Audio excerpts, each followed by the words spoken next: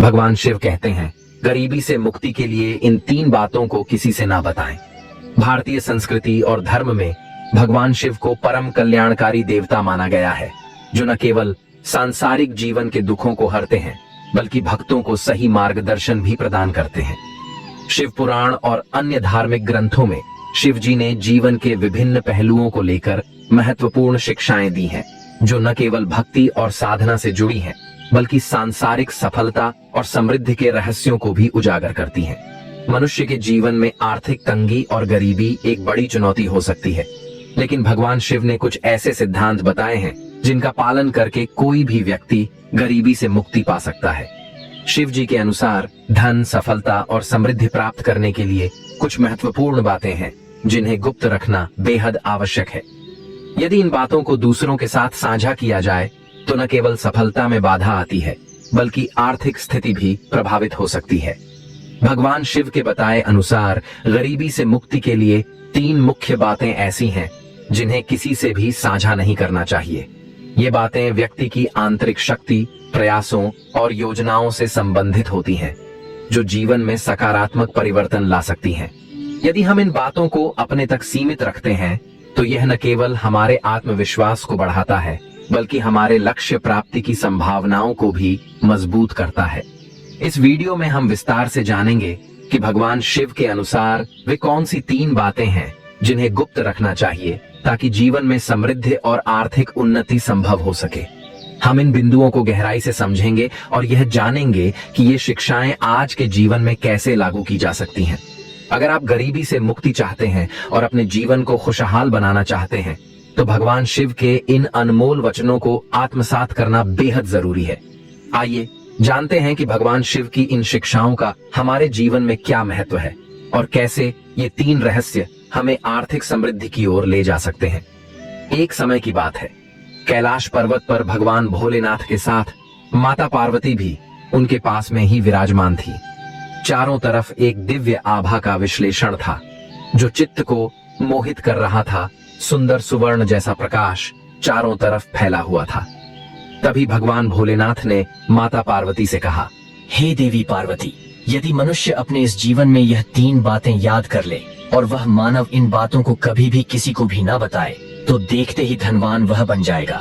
अगर घर में पहले से ही धन है तो यह 3 बातें कभी किसी को नहीं बताना, इससे वह इंसान कभी भी गरीब नहीं रहता। अब माता पार्वती कहती है, हे प्राणनाथ, वह कौन सी 3 बातें हैं जिसे जान लेने से इंसान को कभी भी गरीबी का सामना नहीं करना पड़ता? ऐसी कौन सी अनमोल बातें हैं जिन्हें आज आप हमारे साथ साझा करने वाले हैं? अब भगवान भोलेनाथ कहते हैं, हे देवी, कृपया आप इस कहानी को ध्यान से सुने। एक समय की बात है, एक नगर में एक गरीब आदमी रहता था। उसका नाम जगमोहन था। वह इतना गरीब था कि अपने परिवार के लिए ठीक से भोजन भी नहीं जुटा पाता था। उस मनुष्य के लिए गरीबी एक अपमानकारी दुख था। बिना धन के गृहस्थी और घर चलाना बहुत मुश्किल था। वह गरीब जगमोहन जैसे तैसे अपने घर वालों का पेट पाल रहा था। कभी उनको भोजन मिल पाता था तो कभी भूखे पेट ही सोना पड़ता था। जगमोहन की पत्नी का नाम मधुलता था। वह बहुत ही सुंदर, सुशील और संस्कारी थी। जगमोहन को भगवान की कृपा से एक पुत्र और एक पुत्री थे। एक दिन जगमोहन की पत्नी ने कहा, हे स्वामी, हमारे पास तो धन ही नहीं है। सुबह को खा ले तो शाम की उम्मीद भी नहीं होती है कि भोजन मिलेगा। वहीं हम शाम को खा ले तो सुबह की उम्मीद नहीं होती है। आखिर ऐसे कब तक चलेगा? मैं जैसे तैसे करके घर चला लूंगी, लेकिन आप धन कमाने के लिए परदेश चले जाए, अन्यथा हम ऐसे ही गरीबी में अपने प्राण भी नष्ट कर बैठेंगे। भूख से ही हमारे परिवार की मृत्यु हो जाएगी। इस प्रकार से हमारे परिवार का गुजारा नहीं चलेगा। मनुष्य के पास चाहे कितना ही धन हो, लेकिन अगर उसके पास कोई काम नहीं है तो वह धन भी बेकार होता है। अगर हम कुछ नहीं करेंगे तो अपने बच्चों को कैसे पालेंगे? भूखे मरने से अच्छा है कि किसी के यहाँ पर छोटी मोटी मजदूरी ही कर ले। अब पत्नी के बार बार कहने पर वह जगमोहन धन कमाने की आस लेकर घर से निकल पड़ा। वह जंगलों के रास्ते से परदेश के लिए रवाना हुआ। चलते चलते वह एक जंगल में पहुंच गया। जगमोहन बेचारा दूर की यात्रा तय करके जा रहा था, इसलिए वह थक चुका था। वहीं चलते चलते जगमोहन ने देखा कि आगे एक छायादार बरगद का पेड़ है। उस पेड़ की लंबी लंबी शाखाएं थीं, उसकी जड़ें जमीन को छू रही थीं। शीतल छाया देखकर वह बेचारा गरीब आदमी उस पेड़ के नीचे बैठकर आराम करने लगा। जगमोहन बरगद के पेड़ के नीचे आराम से लेटा हुआ था। तभी उसने देखा कि कहीं से एक सांप आया और वह सर्प उसी पेड़ पर चढ़ गया। जगमोहन उस सर्प को गौर से देख रहा था। तब वह सोचने लगा कि यह सर्प इस बरगद पर क्यों चढ़ रहा है और अब यह क्या करेगा। तभी उसने देखा कि उस पेड़ की डाल पर तोता और मैना का घोंसला था। घोंसले में तोता और मैना के बच्चे रखे हुए थे। सांप को देखकर तोता और मैना के बच्चे डर के मारे चिल्लाने लगे। वह गरीब आदमी देखते ही समझ गया कि यह दुष्ट सांप इन बच्चों को खाने आया है। जगमोहन सोचने लगा कि मैंने तो इन बच्चों को देख लिया है, अगर अब भी मैं इन्हें नहीं बचाता हूं तो मुझे बहुत पाप लगेगा। बच्चे तो बच्चे ही होते हैं, चाहे वे इंसान के हो या किसी पक्षी के बच्चों की हमेशा रक्षा करनी चाहिए। उधर वह सिर्फ उन बच्चों के पास पहुंच जाता है।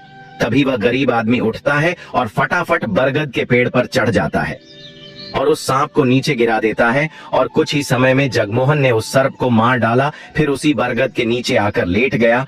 तोता और मैना के बच्चे अपनी रक्षा करने वाले उस जगमोहन को मन ही मन बहुत दुआएं देने लगे। उसी समय तोता और मैना अपने बच्चों के पास आते हैं।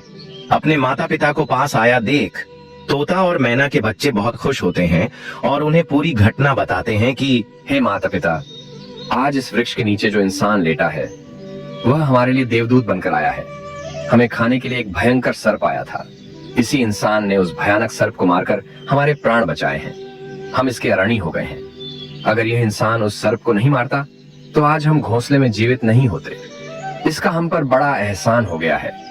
अपने बच्चों के मुख से उस मुसाफिर की प्रशंसा सुनकर तोता और मैना बहुत खुश होते हैं। तोता और मैना उस गरीब आदमी के पास पहुंच जाते हैं और कहता है, हे मनुष्य, तुमने आज हमारे बच्चों की जान बचाकर हमें अपना आर्णी बना लिया है। आप कौन हो और कहाँ जा रहे हो? तोता और मैना के पूछने पर वह जगमोहन कहता है, हे पक्षियों, मैं एक गरीब आदमी हूँ और धन कमाने के लिए परदेश जा रहा था। सफर का थका हारा था तो इस बरगद की छाया में बैठकर आराम करने लगा। तब मैंने देखा कि एक दुष्ट सर्प तुम्हारे बच्चों को खाने के लिए तुम्हारे घोंसले के पास जा रहा था। मैंने उसे तुरंत ही मार डाला। फिर तोता और मैना बोले, भाई तुमने हम पर बहुत बड़ा उपकार किया है। संसार में सबसे बड़ी खुशी बच्चों से होती है। बच्चों से अधिक प्रिय तो किसी को कोई नहीं होता। आप भी तो धन कमाने अपने बच्चों के लिए ही जा रहे हैं। अब आपने हमारे बच्चों की जान बचाई है तो हम आपके बच्चों की भूख मिटाना चाहते हैं। तब उन्होंने बताया, हम हमेशा कीमती मोती लाते हैं और हमने सुना है कि यह मोती मनुष्यों के लिए बहुत मूल्यवान होते हैं। हम तुम्हें कुछ मोती दे देते हैं, तुम उन्हें बेचकर बाजार से कुछ खाने पीने का सामान ले आओ और आज से तुम यहीं रहकर हमारे बच्चों की देखभाल करते रहना। हम तुम्हें इसी तरह से रोज कीमती मोती लाकर देते रहेंगे। तोता और मैना की बात सुनकर जगमोहन खुश हो गया। वह तो अब सोचता है कि अगर हमें यहीं धन मिलेगा तो हम बाहर क्यों जाएंगे। अब जगमोहन तोता से कुछ मोती लेकर बाजार गया और अपने खाने पीने का सामान खरीद लाया। उस वृक्ष के नीचे उसने एक झोपड़ी बना ली और वहीं रहने लगा और तोता मैना के बच्चों की देखभाल करने लगा। अब तो तोता और मैना निश्चिंत हो गए। उन्हें उनके बच्चों की रक्षा करने वाला मिल गया था। अब वे निश्चिंत होकर भोजन के लिए सुबह अपने घोंसले से उड़ जाते थे और शाम को लौट कर आते थे। अपने बच्चों को घोंसले में सुरक्षित देखकर वे बहुत खुश होते थे और उस गरीब आदमी का धन्यवाद करते थे और उसे कुछ मोती ला कर देते थे। इस तरह से धीरे धीरे तोता और मैना की नौकरी करते हुए उस जगमोहन को 2 महीने बीत गए थे। इधर तोता और मैना के बच्चे भी बड़े हो गए। अब उस गरीब आदमी को अपनी पत्नी और बच्चों की याद आने लगी। एक दिन उसने तोता और मैना से कहा कि हम अपने घर जाना चाहते हैं, पता नहीं हमारी पत्नी और बच्चे कैसे हैं। तब तोता और मैना बोले, हे भाई, अब तुम निश्चिंत होकर अपने घर जाओ और अपने बच्चों के साथ रहो। हमारे बच्चे भी अब उड़ने के काबिल हो गए हैं। अब कोई भय नहीं है। तुम अपनी पत्नी और बच्चों को देखो। कभी तुम्हें हमसे मिलने का मन हो तो इसी स्थान पर आ जाना। इतना कहकर तोता और मैना जगमोहन को ढेर सारे मोती दे देते हैं। अब वह जगमोहन उन मोतियों को अपने साथ लेकर अपने घर पहुंच जाता है। उसने वह मोती अपनी पत्नी को दिखाए तो उसकी पत्नी बहुत प्रसन्न हुई। उसने पूछा, हे पतिदेव, तुम यह कीमती मोती कहाँ से लेकर आए हो? यह तो देखने में बहुत ही सुंदर है और बहुत कीमती भी जान पड़ रहे हैं। तब जगमोहन ने बताया, हे प्रिय, मैं बीते 2 महीने से एक तोता और मैना के यहाँ पर मैं नौकरी कर रहा था। उन्हीं ने मुझे यह कीमती मोती दिए हैं। ये मोती बहुत ही कीमती और अनमोल है। इन्हें बेचकर हम अपना घर बनवाएंगे अपने बच्चों को अच्छे वस्त्र ला कर देंगे और तुम्हारे लिए भी नए नए गहने बनवाएंगे। अब जगमोहन उन मोतियों को बेचकर उसने अपने लिए एक नया घर बनवाता है और वह आराम की जिंदगी जीने लगता है। उस नगर के राजा प्रताप सिंह एक अजीब रोग से ग्रसित थे। नगर में दूर दूर से बड़े बड़े वैद्य राजा को देखने आए और अपने अपने तरीके उन्होंने राजा का उपचार किया, लेकिन राजा के स्वास्थ्य में कोई सुधार नहीं हुआ। जब किसी के इलाज से राजा ठीक नहीं हुए, एक दिन राजा के पास एक दूसरा वैद्य आया और उसने राजा को दूर से ही देखकर कहा, महाराज, आपकी जिंदगी बच सकती है, परंतु अगर आपको तोते के बच्चे का मांस मिल जाए तो आप हमेशा के लिए ठीक हो सकते हैं। इस प्रकार वैद्य की बात सुनकर राजा प्रताप सिंह ने अपने राज्य में घोषणा करवा दी कि जो कोई उसे तोता लाकर देगा उसे सोने के सिक्के दिए जाएंगे। अब धीरे धीरे यह बात पूरे राज्य में फैल गई। सब लोग तोते की तलाश में इधर उधर लग गए, पर किसी को भी तोता नहीं मिला। एक दिन जगमोहन की पत्नी ने अपने पड़ोस में कुछ स्त्रियों को एक साथ बैठकर बात करते हुए सुना। वहां पर कुछ घर गृहस्थी की बातें हो रही थीं। बातों ही बातों में तोते की चर्चा छिड़ गई। एक स्त्री बोली, बहन, क्या तुम्हें पता है कि राजा साहब ने तोते का बच्चा लाने का आदेश दिया है? तोता लाना कोई आसान काम नहीं है। कौन तोता लाकर देगा? लेकिन एक बात जरूर याद रखना, जो भी राजा साहब को तोता लाकर देगा, राजा उसे बहुत सा सोना देंगे। जब जगमोहन की पत्नी ने सुना कि राजा साहब बीमार हैं और उन्होंने घोषणा की है कि जो कोई उन्हें तोते का बच्चा लाकर देगा उसे सोने के सिक्कों से मालामाल कर देंगे, यह सुनकर उस गरीब आदमी की पत्नी ने कहा, अरे बहनों, तोता लाना कौन सी बड़ी बात है। मेरे पति तो 2 महीने से तोता और मैना के यहाँ पर नौकरी करके आए हैं। वह एक नहीं कई तोते ला सकते हैं। मैं आज ही उनसे तोते का बच्चा लाकर उसे राजा को देने को कहूँगा। इतना कहने के बाद वह अपने घर चली गई। नगर की स्त्रियों ने उसकी बात सुनी और अपने पतियों से बताई। धीरे धीरे यह बात पूरे नगर में आग की तरह फैल गई। राजा ने भी सुना कि उनके राज्य में एक व्यक्ति है जो तोता और मैना के पास नौकरी करके आया है। राजा ने अपने सैनिकों को आदेश दिया कि हे सैनिकों, उस आदमी को पकड़ कर लाएं और उससे कहे कि वह एक तोते का बच्चा लाकर हमें दे। राजा ने कहा, इसके बदले हम उसे मुंह मान इनाम देंगे। जब जगमोहन को पकड़ के राजा के सामने लाया गया, तब राजा ने उससे तोते का बच्चा लाने को कहा, तो यह सुनकर जगमोहन घबरा गया और बोला, महाराज, आप मेरे प्राण ले लो, पर मैं आपको तोते का बच्चा लाकर नहीं दे सकता। मैंने तो उनकी जान बचाई थी। एक रक्षक भक्षक कैसे बन सकता? उसके इनकार करने पर राजा प्रताप सिंह बहुत नाराज हुए और बोले, अगर तुमने हमारी बात नहीं मानी और तोते का बच्चा लाकर नहीं दिया तो हम तुम्हारी पत्नी और बच्चों को मरवा देंगे। मित्रों, अब भगवान भोलेनाथ कहते हैं, हे देवी पार्वती, मनुष्य सबसे ज्यादा कमजोर तब पड़ता है जब उसके बच्चों की सुरक्षा की बात आती है। ऐसे में वह कुछ भी करने को मजबूर हो जाता है। राजा की बात सुनकर वह जगमोहन बहुत घबरा गया। उसने सोचा कि अब मुझे किसी भी तरह तोते का बच्चा लाकर राजा को देना ही होगा। वह घर आया और अपनी पत्नी को डांटने लगा। उसने कहा, तुमने यह क्या कर दिया? तुम्हें बिल्कुल भी समझ नहीं है हम क्या करते हैं और कहाँ जाते हैं। तुमने यह बातें नगर की स्त्रियों से क्यों कही? धीरे धीरे यह बात राजा प्रताप सिंह तक पहुंच गई। अब बताओ मैं क्या करूं? जिन तोता और मैना ने हमें खाने को, भोजन, रहने को, नया घर और पहनने को अच्छे वस्त्र दिए, मैं उनके साथ गद्दारी कैसे कर सकता हूँ? तुमने यह बात उन महिलाओं को बताकर बहुत बड़ी भूल की है। अब जगमोहन कहता है कि हे प्रिय, अपने घर की कुछ बातें दूसरों से कभी नहीं कहनी चाहिए। सुनो, पहली बात, आपके घर में कितना धन है और आपकी कमाई का स्रोत क्या है, यह बातें दूसरों से कभी नहीं बतानी चाहिए। दूसरी बात, घर में आपसी प्रेम की बातें, पति पत्नी के प्रेम की बातें बाहर वालों के सामने नहीं करनी चाहिए। तीसरी बात, आपसी लड़ाई, झगड़े, मतभेद, मान अपमान की बातें कभी दूसरों के सामने नहीं करनी चाहिए, वरना लोग हमारी गुप्त बातें जानकर उसे हमारी कमजोरी को समझकर हमारा फायदा उठाते हैं। चौथी बात, अपनी कमजोरी दूसरों के सामने कभी नहीं बतानी चाहिए और अपनी उन्नति का राज किसी को नहीं बताना चाहिए।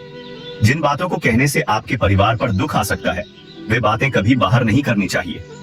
खासकर उन बातों को अपनी स्त्री से ना कहे जिन बातों से घर की मान प्रतिष्ठा नष्ट होती हो, परिवार पर संकट आता हो, किसी की जान जाती हो, परिवार में फूट पड़ती हो या आपके रिश्ते खराब होते हो, क्योंकि कहते हैं कि स्त्रियों के पेट में इस तरह की बातें नहीं पचती हैं।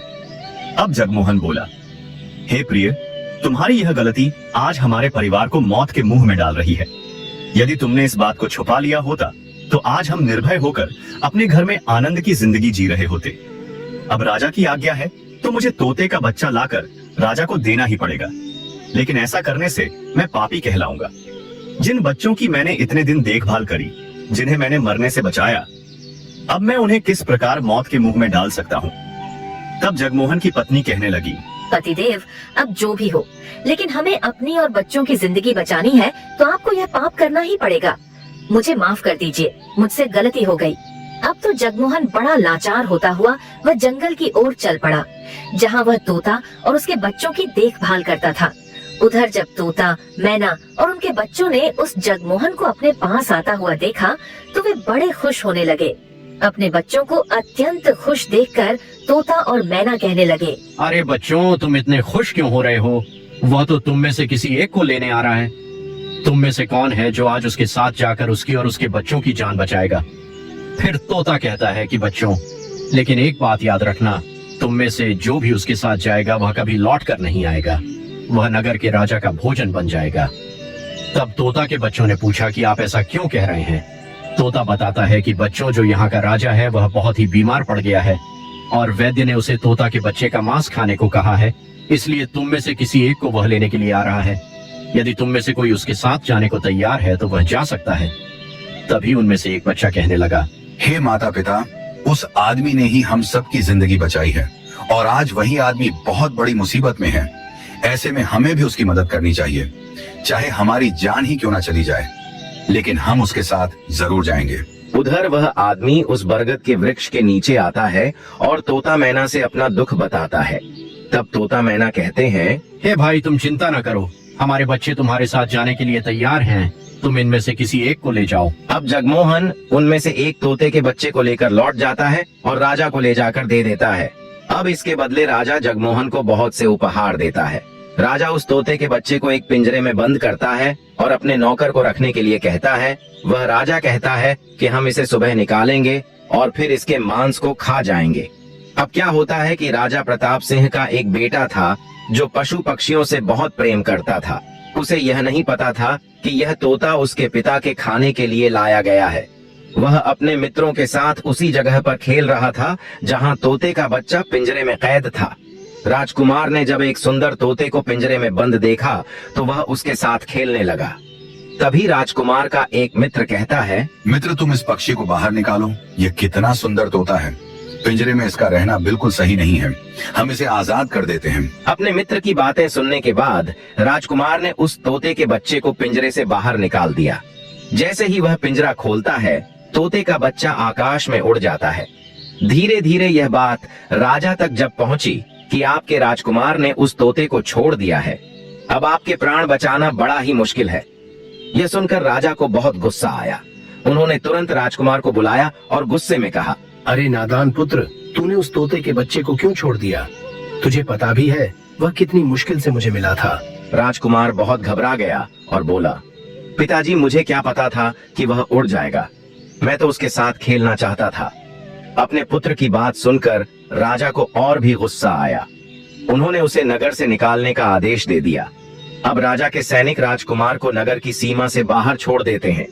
उधर वह तोते का बच्चा उड़कर अपने माता पिता के पास पहुंच जाता है और उन्हें सारी बात बताता है कि कैसे राजा के बेटे ने उसे आजाद कर दिया है। तोता और मैना ने जब अपने बच्चे को देखा तो कहा, पुत्र, राजा के बेटे ने तुम्हें तो आजाद कर दिया है, लेकिन वह खुद संकट में फंस गया है। उसके दुष्ट पिता ने उसे नगर से बाहर निकाल दिया है। अब उसकी जिंदगी की जिम्मेदारी तुम्हारे ऊपर है, तुम जाओ और उसकी मदद करो। तोता राजकुमार की मदद करने के लिए उसके पास पहुंच जाता है। राजकुमार उसे देखते ही पहचान लेता है। यह तो वही पक्षी है जिसे मैंने पिंजरे से आजाद किया था।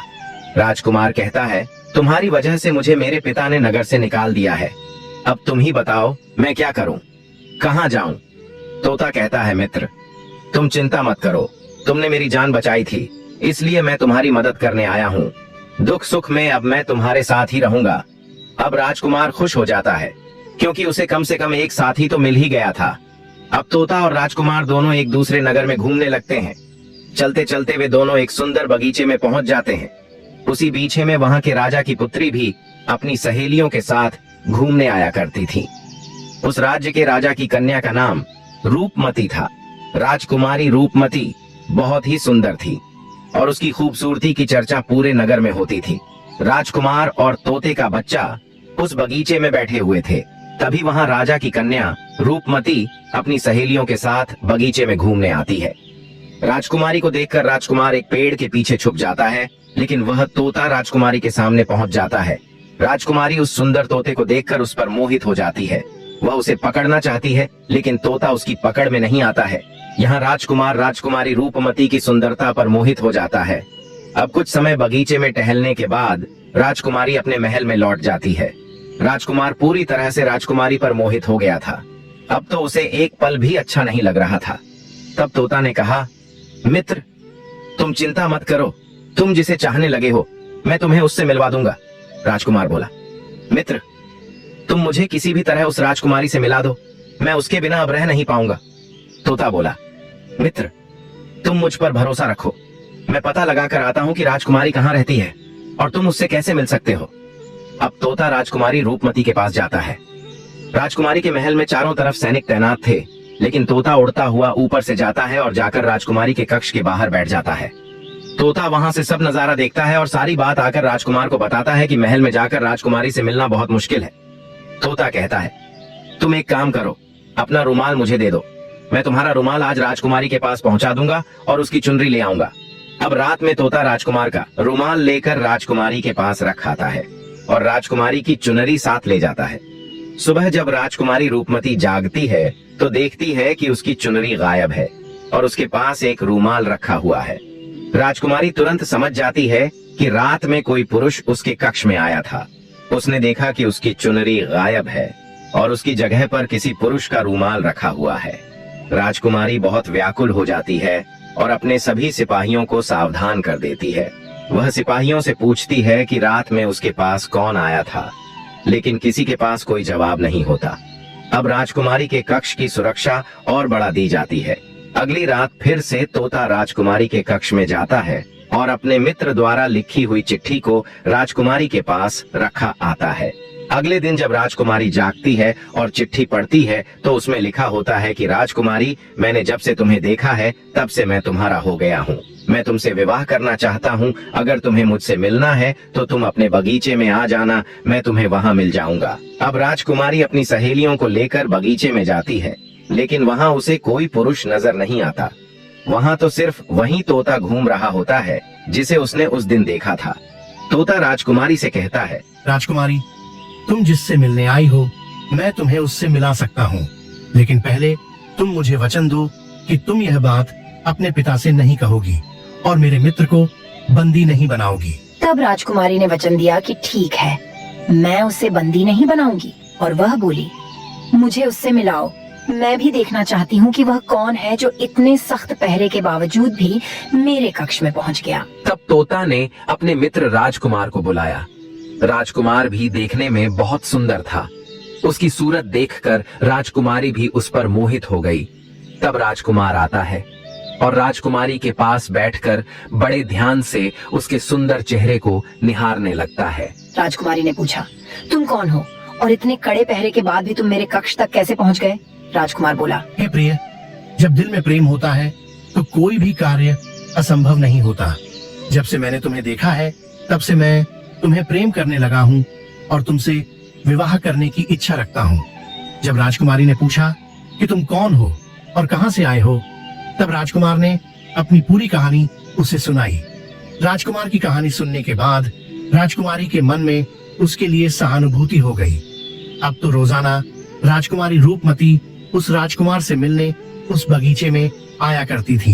एक दिन राजकुमारी ने कहा, राजकुमार, मेरे पिता तुम्हारे साथ मेरा विवाह कभी नहीं करेंगे, इसलिए मैं तुम्हारे साथ भाग चलती हूँ और कहीं दूसरी जगह चलकर हम अपना विवाह कर लेंगे और आनंद पूर्वक रहेंगे। अब वही होता है।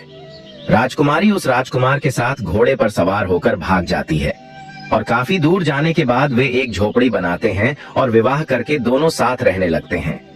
दोनों को रहते रहते बहुत समय बीत जाता है और वह तोता भी उन्हीं के साथ रहता है। एक दिन उस राजकुमार की झोपड़ी में किसी तरह से आग लग जाती है और उसी आग को बुझाने के चक्कर में उस तोते का एक पंख जल जाता है। तब तोता ने कहा, देखो मित्र, अब आप अपने घर चले जाएं। अब आपके पिता का गुस्सा भी शांत हो चुका होगा। अब आपके पिता आपसे कुछ नहीं कहेंगे। जब वह आपको अपनी बहू के साथ देखेंगे तो वह आपको माफ कर देंगे। मेरा तो एक पंख जल गया है, मैं अब उड़ नहीं सकता, इसलिए मैं कुछ दिन तक यही रहकर अपने पंख होने का इंतजार करता हूँ। जब मेरा पंख दोबारा उग जाएगा तो मैं आपसे मिलने के लिए जरूर आऊंगा। इस प्रकार से वह दोनों राजकुमार और उसकी पत्नी अपने नगर के लिए चल देते हैं। चलते चलते रास्ते में एक नदी पड़ती है। उस नदी पर एक नाविक नाव चलाता था। राजकुमार अपनी पत्नी को लेकर नाव में बैठ जाता है। जैसे ही वह नाव नदी के बीच में पहुंचती है तो राजकुमार देखता है कि एक चूहा बार बार नाव पर चढ़कर आता है, लेकिन वह नाविक उसे हटाकर नदी में गिरा देता है।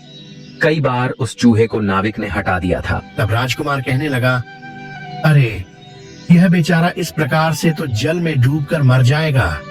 यह अपने प्राणों की रक्षा करने के लिए इस नाव पर चढ़ रहा है, इसे चढ़ जाने दो। जब राजकुमार ने नाविक से कहा कि आप इस चूहे को चढ़ जाने दें, तो राजकुमार के कहने पर उस नाविक ने उस चूहे को अपनी नाव पर चढ़ जाने दिया।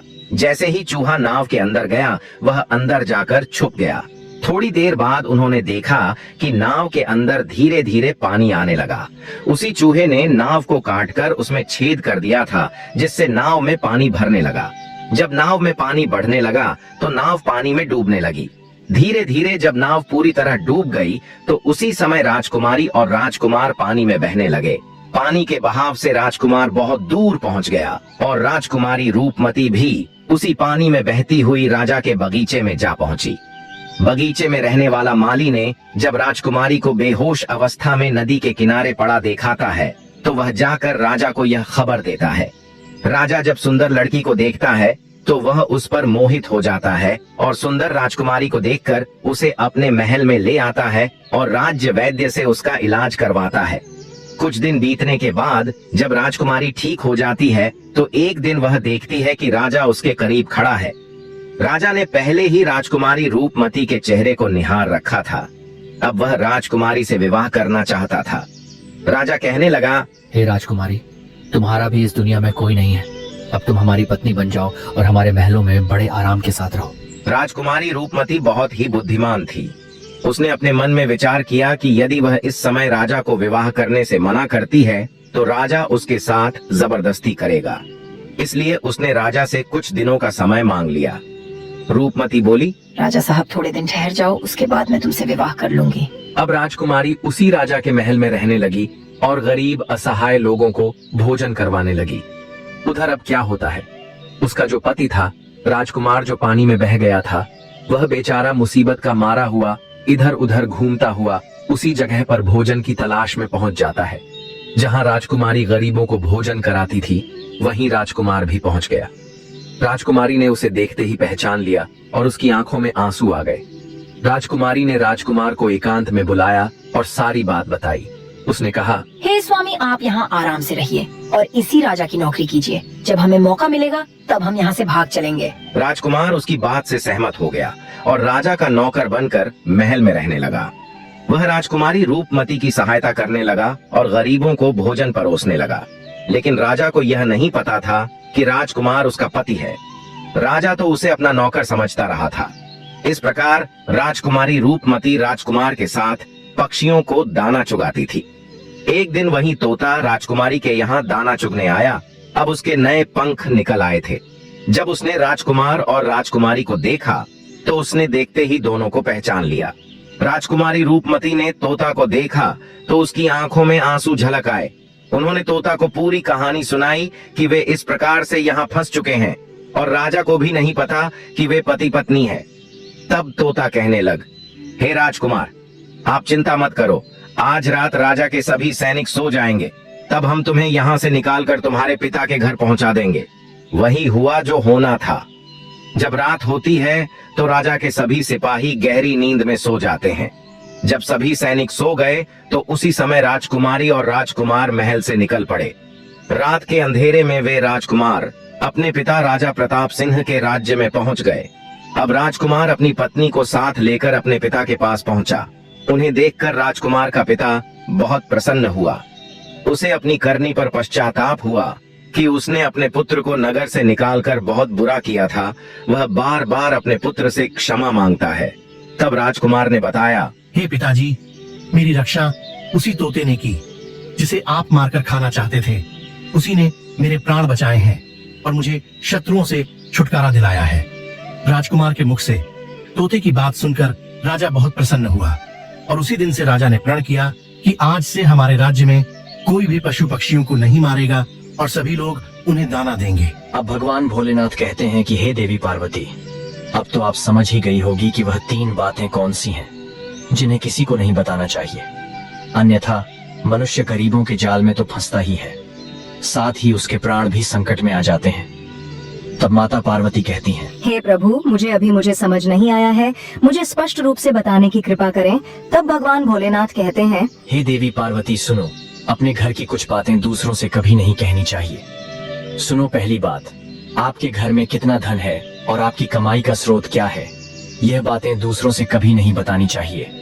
दूसरी बात, घर में आपसी प्रेम की बातें, पति पत्नी के प्रेम की बातें बाहर वालों के सामने नहीं करनी चाहिए। तीसरी बात, आपसी लड़ाई झगड़े मतभेद मान अपमान की बातें कभी दूसरों के सामने नहीं करनी चाहिए, वरना लोग हमारी गुप्त बातें जानकर उसे हमारी कमजोरी को समझकर हमारा फायदा उठाते हैं। चौथी बात, अपनी कमजोरी दूसरों के सामने कभी नहीं बतानी चाहिए और अपनी उन्नति का राज्य किसी को नहीं बताना चाहिए। जिन बातों को कहने से आपके परिवार पर दुख आ सकता है, वे बातें कभी बाहर नहीं करनी चाहिए। खासकर उन बातों को अपनी स्त्री से न कहें जिन बातों से घर की मान प्रतिष्ठा नष्ट होती हो, परिवार पर संकट आता हो, किसी की जान जाती हो, परिवार में फूट पड़ती हो या आपके रिश्ते खराब होते हो, क्योंकि कहते हैं कि स्त्रियों के पेट में इस तरह की बातें नहीं पचती हैं। इन बातों को हमेशा ध्यान में रखना चाहिए, अन्यथा मनुष्य गरीबी के माया जाल में हमेशा फंसता ही रहेगा।